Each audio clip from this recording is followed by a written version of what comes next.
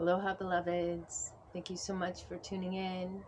I'd like to share some plant wisdom with you. I've been communing with a sacred plant here on the West Coast in Oregon, where I live currently. Um, the name of the plant is Blue Elder. And the blue elder is a very potent plant ally in a lot of ways. So I just like to speak to that, and also the energetics that she holds for us as I've been learning about her and working with her and communing with her, wildcrafting, going out into the forest and hearing her call, and just tuning into where she is and what kind of energy she holds, the spirits of the blue elder. So the blue elder is considered a shrub, and it grows in wide open spaces. It likes spaciousness and lots of sunlight coming in.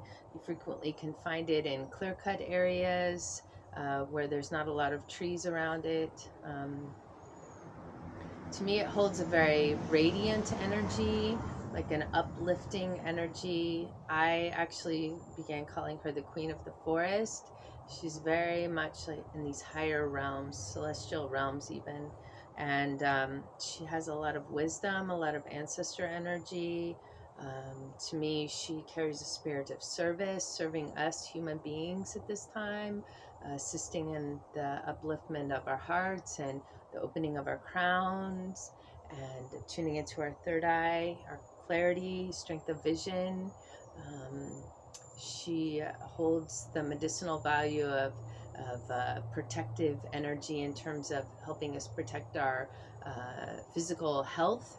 She's an immune booster, and she also holds an air of confidence. I feel like when I'm out there in the field and I'm standing in her presence, she has this beautiful, stately stature that radiates confidence and sovereignty.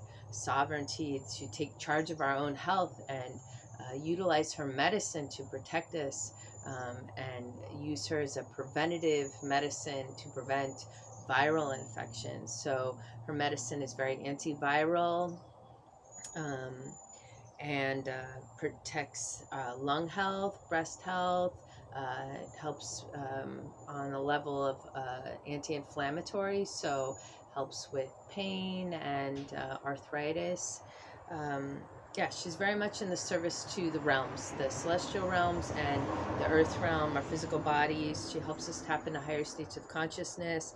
She's very potent and strong, and the berries are pretty tart. I've been making a syrup and adding quite a bit of honey, but the medicine, the tart medicine, I feel like is really good. It increases a presence. You know, you're very present when you work with this medicine, particularly because the berries are so small and they're a little challenging to work with in terms of processing them. And so you have to be really present with this medicine. Yeah, I just want to talk about, well, I've been talking about the berries because the bushes are fruiting right now, but the flowers are really potent too. I haven't really worked with the flowers much. It's more of the berry energy that I'm tapping into right now. Um, but the flowers to me represent maturity and a deepening with age, spiritual deepening, because the flowers have such a potency, and after they're harvested, even their smell continues to change and deepen and mature. Um, but the berries are ready late summer to early fall. So right now in Southern Oregon, there are berries available. It's about mid-September, and from what I understand, the berries can be available until uh, the end of October. So that's interesting, and they even are available in Mexico, parts of Mexico, and all through the Pacific Northwest, all through California and the Pacific Northwest. Um, and the berries can be prepared as a tea or a tincture or a syrup, And right now I'm dehydrating a lot of the berries and making a tincture. They can also be dehydrated and used later to make tea. But yes, they're very protective. If you feel like you may have been exposed to a flu or a cold or the coronavirus, you can start drinking the tea.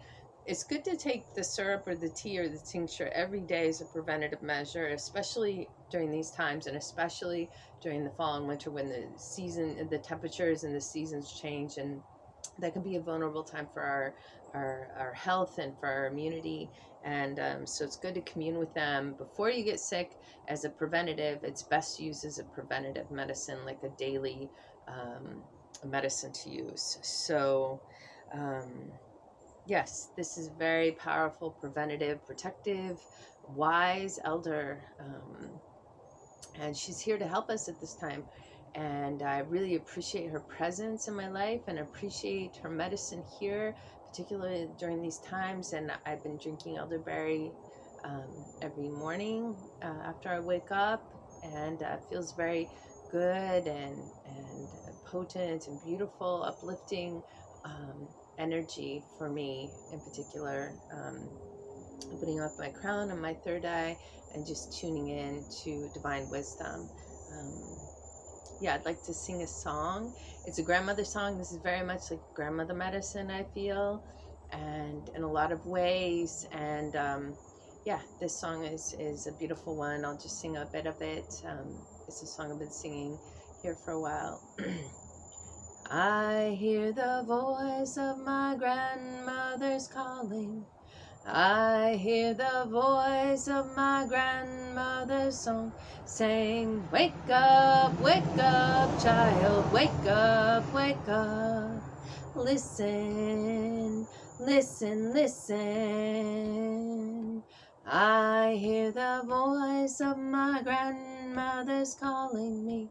I hear the voice of my grandmother's song saying, step in your power, woman, step in your power. Listen, listen, listen.